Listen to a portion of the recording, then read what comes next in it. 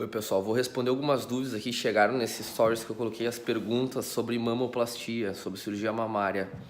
A primeira pergunta é sobre mastopexia pode ser feita em qualquer paciente que apresente flacidez nas mamas? Na verdade, qualquer paciente é um termo difícil de a gente abordar, mas essa paciente tendo condições físicas, né, passando nos testes pré-operatórios, exames de sangue, mamografia, etc.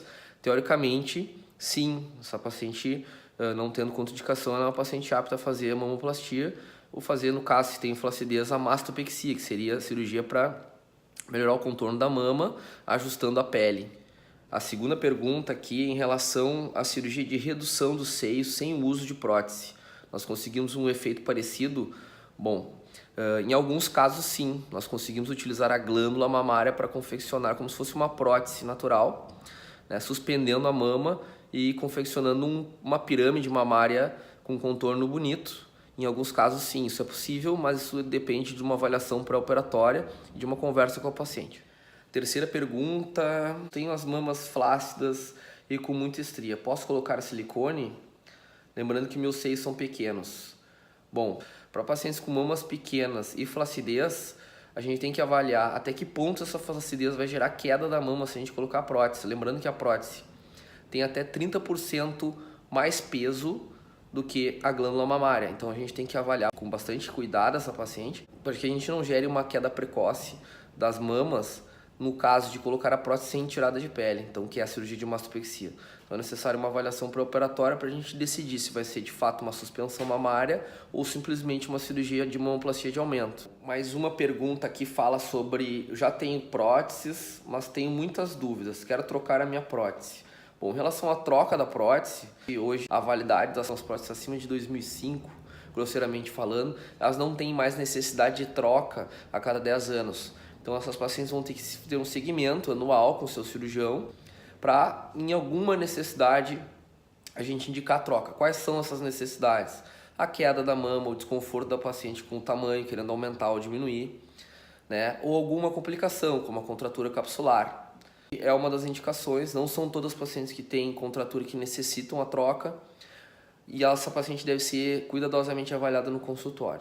Mais uma pergunta aqui então sobre quanto tempo antes preciso marcar a consulta inicial. Bom, o ideal, pelo menos 3 meses antes, iniciem as consultas de avaliação pré-operatória. Claro que às vezes acontece a paciente chegar em uma semana e operar na outra semana. Essa paciente tendo saúde, tendo condições físicas, tendo disponibilidade, realizando todos os exames pré-operatórios, é só uma questão de eu conhecer a paciente, a gente chegar num consenso em relação à escolha da técnica operatória da prótese a ser utilizada, mas eu oriento que as pacientes procurem com antecedência suficiente para a gente ter tranquilidade e total segurança no preparo dessa cirurgia. Bom, mais uma pergunta em relação ao excesso de pele. Pacientes com excesso de pele, essa paciente que fala pele em excesso, retirar é a única solução ou existe alguma prótese específica? Na verdade, se a gente percebe que vai gerar, após a colocação da prótese, uma flacidez excessiva e que essa paciente vai ter queda precoce, perda do resultado, a gente procura a indicação da mastopexia, convencendo a paciente da colocação da cicatriz, né, dessa mastopexia, que pode ser em T invertido, ao redor da areola, existem variações. Mas basicamente, pacientes com flacidez, num primeiro momento, sem uma avaliação prévia, eu posso dizer que há uma chance maior de nós termos que indicar a mastopexia. Apenas a colocação de prótese grande para preencher a mama, esticando a pele, evitando a cicatriz, é uma situação que pode gerar uma flacidez excessiva, uma queda precoce da mama. Então é uma situação que não indico em todos os casos, são casos selecionados para pacientes que realmente não querem de maneira alguma a cicatriz da mastopexia. Próxima pergunta sobre mamoplastia. Qual fica mais natural, por cima ou por baixo do músculo? Bom, isso é uma questão que eu já falei diversas vezes aqui. Não existe necessariamente uma diferença estética colocando acima ou abaixo do músculo. São algumas pacientes mais magras que não têm cobertura da prótese, então elas não vão ter pele, gordura e glândula suficiente para cobrir essa prótese de forma adequada. E essas pacientes nós vamos lançar a mão da técnica de mamoplastia em duplo plano, no meu caso, né, que seria uma forma de colocação submuscular. Nada mais é do que uma forma de nós escondermos um pouco mais a prótese. Então, quanto mais escondemos a prótese, mais natural fica o resultado.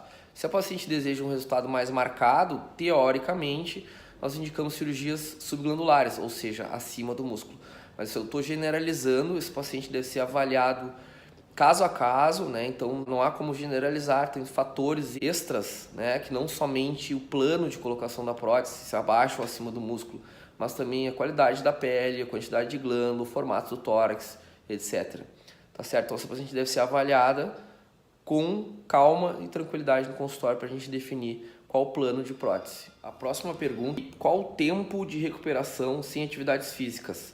Também existe uma variação entre as pacientes. Grosseiramente falando, a paciente não pode elevar os braços acima do nível dos ombros por pelo menos 15 dias, evitando assim hematomas, seromas e deslocamento da prótese, evitando a longo prazo, médio e longo prazo, a contratura capsular. Então, grosseiramente falando, são 15 dias. O retorno vai ser gradual, conforme o organismo da paciente. Algumas pacientes com 7, 10 dias já conseguem ter as atividades básicas, cotidianas, às vezes até antes. Eu não gosto de generalizar, isso a gente deve conversar no consultório. Cada organismo tem uma particularidade, mas grosseiramente falando, 15 dias. Depois, com 30 dias, vou liberando atividades de academia, atividades físicas mais intensas. 60 dias, membros superiores já começa a poder ter uma fisioterapia, sem peso, sem carga, mas liberação total a partir de 90 dias. Então, com 3 meses, a paciente pode voltar plenamente às atividades físicas, inclusive com carga. Próxima pergunta aqui fica, então, em relação às cicatrizes. Como fica a cicatriz da cirurgia? Tenho medo de fazer com receio de criar queloides e infecções. Bom, se for só uma mamoplastia de aumento, a gente tem uma cicatriz reduzida, em torno de 3 a 13,5 centímetros, né, com baixo índice de cicatriz queloidiana, que é uma forma de complicação dessa cicatrização. Infecções são incomuns nessas cirurgias, já que a gente está levando em consideração que as pacientes são sadias, o ambiente cirúrgico é estéril, o hospital que a gente costuma operar é um hospital livre de outras patologias, né, cirurgias de intestino, cirurgias maiores, então tende a ter menos contaminação, porém existe sempre, toda cirurgia tem chance de contaminação, toda cirurgia tem chance de complicações. Então nós devemos respeitar de forma rigorosa e de forma inegociável todas as recomendações do cirurgião, né, tanto dos curativos, quanto o uso do sutiã, quanto os movimentos, e assim a gente diminui bastante as complicações cicatriciais e as infecções pós-operatórias. Bom, para fechar aqui, a última pergunta. Doutor, não pode postar os antes e depois? Eu já falei isso em outros vídeos. É proibido, atualmente, por uma questão ética, é proibido pelo Conselho Federal de Medicina, cirurgiões plásticos ou qualquer outra especialidade postarem fotos das suas pacientes, resultados pós-operatórios. Então, na internet, nós não podemos utilizar a tática do antes e depois, pois isso é proibido pelo Conselho Federal de Medicina. Alguns médicos realizam essa prática, não é aconselhável, né? Então a gente tem que tomar todo cuidado, já que a paciente procura um médico ético e um médico que respeite todas as regras, né? Alguém que burla uma regra pode burlar outras regras, então eu sempre recomendo que a paciente não opte por médicos que procuram mostrar fotos de antes e depois na internet, pois eles estão burlando uma questão ética do Conselho Federal de Medicina, sujeitos a punições, né, e advertências, tá certo? Então é proibido, é por isso que a gente não coloca. Gostaria muito de colocar, todo cirurgião tem resultados dos quais ele se orgulha, e ele gostaria de postar, mas a gente não tem essa liberação, né, e é mais ético que a gente converse esse tipo de assunto em particular no consultório, sem expor as pacientes. Então tive aí diversas perguntas aqui, tô lendo, agradecendo vocês. Todas foram perguntas bem heterogêneas, isso aí é legal, né? Mostra que as pessoas estão procurando se informar sobre as cirurgias. Me surpreendeu que foram poucas perguntas sobre valores de cirurgias, né? A gente não passa valores pela internet sem examinar as pacientes, por isso é proibido pelo Conselho Federal de Medicina. Então foi a minoria das perguntas sobre valores, a grande maioria sobre dúvidas técnicas mesmo da cirurgia de mamoplastia. Agradeço, isso sempre enriquece a nossa relação, né, médico-paciente, futuras pacientes, e enriquece também o público interessado em cirurgia plástica com informação de qualidade. Um grande abraço e até os próximos vídeos.